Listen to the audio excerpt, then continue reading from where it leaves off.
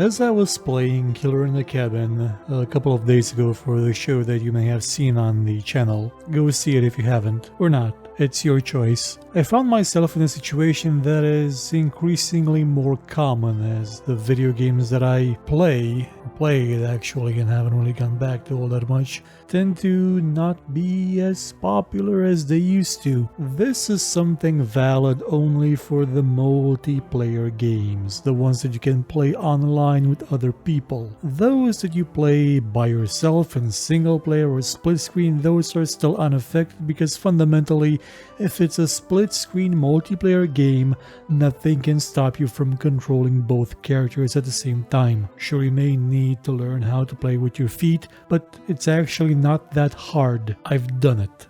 Okay, it's not easy, but my point is that playing a multiplayer game that is not quite there anymore, a dead multiplayer game if you will, is an experience that is, or would be, completely alien, you could say, to somebody that's been playing video games online for just a decade or so. I've covered this in several other shows, the idea that matchmaking, that serverless or at least obfuscated multiplayer components where you don't know how many people are playing, what the servers actually are, that kind of stuff tends to erode concepts that up until they showed up were common in pretty much every multiplayer video game.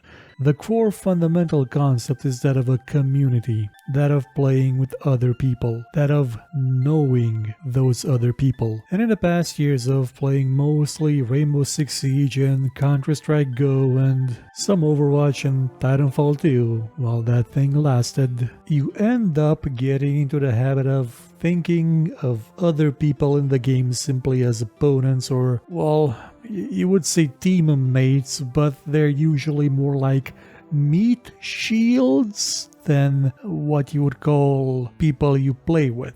And that comes, at least in my case, due to people not sticking around long enough to form any kind of connection with them. Every new match, it's another story. And some games seem to be absolutely dedicated to sabotaging attempts at forming such connection. Remember when Rainbow Six Siege had a rematch option? If you just wound up enjoying playing a game, not just with the people you're playing with, but those you're playing against, that game let you just play again with the same composition. If everybody agreed or the majority agreed, you got to play again. That's not there anymore. At least I assume so, because I haven't touched it in about a year, so I can't say for certain. But what I have been playing in the last year or so has been MechWarrior Online, a game that, well, it's not doing well. Development on it is currently at the point where it's only being done by a skeleton crew of very underfunded people. They have big dreams, big plans. They want to really reinvigorate it, but they just don't have enough people to do it.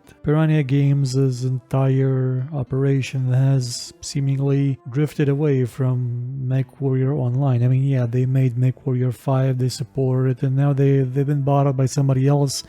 And I don't know if they'll have time to make MechWarrior 6, with the clan invasions before their license expires. Hope they do, because I think it's going in the right direction. I'm saving that for a different show sometime later next month. But because MechWarrior Online isn't really that popular anymore, well, you tend to see a lot of the same faces, or at least hear a lot of the same voices, see a lot of the same names. And when that happens, people tend to get to know each other. And when they get to know each other, they behave differently than your random internet douche nozzles under the cover of anonymity in a multiplayer shooting game. It's not just that people suddenly act more civilized, or that you get to interact socially with them in the game, but a different layer forms in the gameplay as well, because since you've been playing with these people for such a long time and you know them, you know how they play. You start to understand how they behave, what their tactics are, what their preferences are, and that is quite useful when you play with them on your team. and can lead to very interesting things when you play against them because they will have the same information that you do. They will force you to act against type in order to keep things interesting. You can't camp the same spot over and over again. You could if this was just a random matchmaking game where you always wind up with different people every time, and maybe few of them will know about that camping spot on the top of Tourmaline Desert with your twin PPC Shadowcat covered by ECM. But since the player pool is so limited, you can't really do that. Nobody can really do that for long, maybe for one round. But people will quickly know where you are because somebody's been there before you, or you've been there yourself. Playing a dead multiplayer game is an experience that is more humanizing than anything else I've seen recently in multiplayer online video games. It reminds me of, well, Team Fortress 2 in the olden days when all we had were servers, some of them being empty if you're trying to play in the morning during a weekday. That was around the time we got machinima like Ignis Solus, which is still to this day one of the finest pieces of derivative media created from a video game. That was basically me at some point, I think in 2009 or 2010, before it went free to play, running around as a pyro on a mostly empty server, from time to time seeing somebody log in, playing with them, getting to know them, saying goodbye, and maybe running into each other from time to time. We were there to have fun, we were there to enjoy ourselves. It also reminds me of the time when I actually was part of a community in an online role-playing game, Voice Century Online, back before trying to be community manager and forum moderator for Arena TV sort of made me run away from any kind of online community ever, because I kept seeing them turn into absolutely horrible, toxic pieces of crap the moment somebody walked in and said, "Well, you can't ban me for being an absolute piece of trash because I have freedom of speech according to, well, me, even though this is a private forum and posting on it is a privilege, not a right.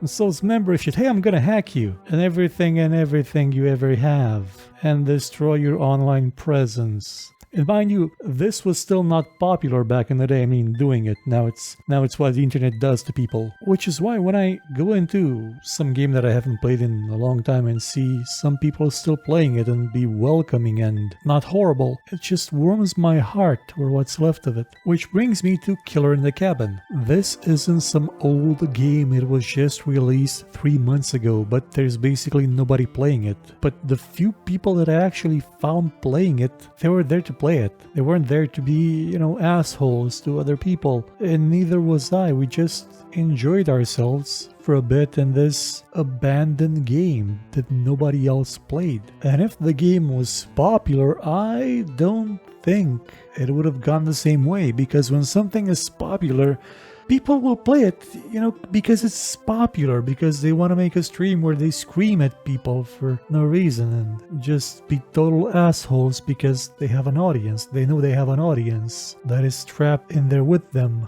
if we're talking about competitive multiplayer games. And people will call that trolling, I would call that failure. But when a game is dead, when nobody plays it, almost nobody plays it, the people who are still there aren't there to be assholes, aren't there to get attention. They're there because they just hope that they will find somebody like them that wants to play this thing just one more time, like what happened with Gunman Chronicles last year. The sad part is that these games are dead or dying, and if they don't have the ability to allow players to create their own servers and keep the fun on and on and on in their own time, then there will come a moment when the plug must be pulled, when tabula rasa happens all over again, which is, well, it was another game where I just didn't have anybody to play with. I was alone for most of the time on the Centaurus server, I guess. I would spend hours without running into anybody, even in the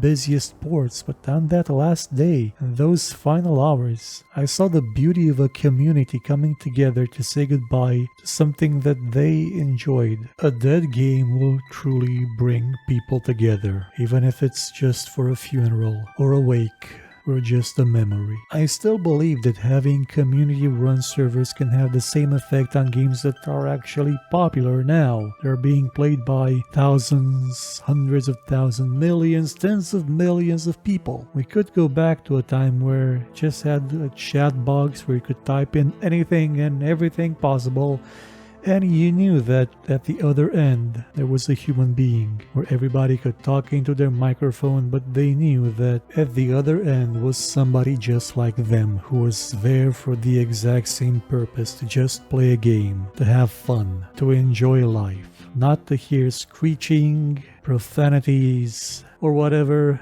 absolute failures of humanity pass off as part of the culture that they are slowly but surely poisoning. Maybe such a time never really existed. Maybe what I saw were just glimpses of what could be possible in some isolated 1 in a million events. But you know what they say, right?